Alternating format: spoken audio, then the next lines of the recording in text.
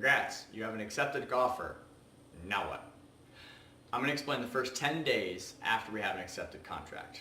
Right away, the seller should be sending you a clue report, an insurance claim history report, and then the SPUDs, different kind of SPUDs. Those will tell you kind of what has already been done to the house or any potential problems that they know about the house. However, you still want to get a home inspection.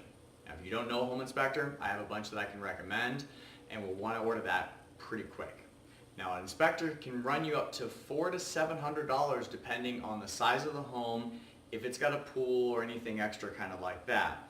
And you do pay for that up front. Now, the inspector is going to tell you the major concerns. And then they're going to go through the house with a fine-tooth comb. Keep in mind, no house is perfect, but the inspector will tell you all the things that you need to be aware of, and they'll also let you know if you need to get a specialist out, like a pool guy, a roof, AC, any of those kind of things. So we want to do that early on in the process so that you have time to go and take a look at those. We will negotiate the repairs. We're going to do that in what's called a BINSR. Explains it right there. It's buyer inspection, seller response. That actually ends the inspection period. Even if we've done 10 days, if we do that on the third day, that's essentially ending the inspection period. So we want to wait and do that until the very end, because there's a couple more things you want to do during the inspection period. Okay, first, one of the other things you want to do is you want to get a homeowner's insurance quote. You want to call your current insurance provider. Maybe this is a good time to shop around, and then get a quote, make sure that the insurance is reasonable and that everything's on the up and up. Send that to the title company and CC me on that as well. So get an insurance quote. That's something you want to do in the first 10 days as well. You also want to investigate anything else that is important to you.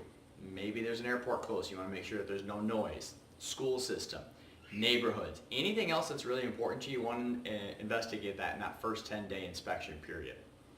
There's also going to be some paperwork going back and forth with the lender and the title company. You want to just always make sure that you respond to those quickly, timely, and get everything into them.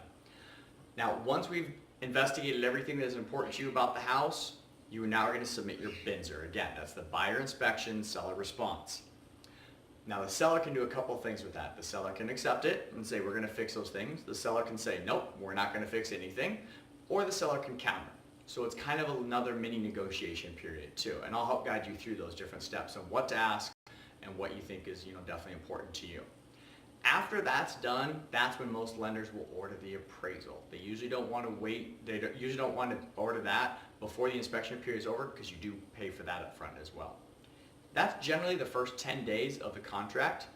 Get the inspection, do your due diligence, and check out anything that's important to you with the insurance or anything about the neighborhood, and then we communicate with the seller on any repairs that were needed.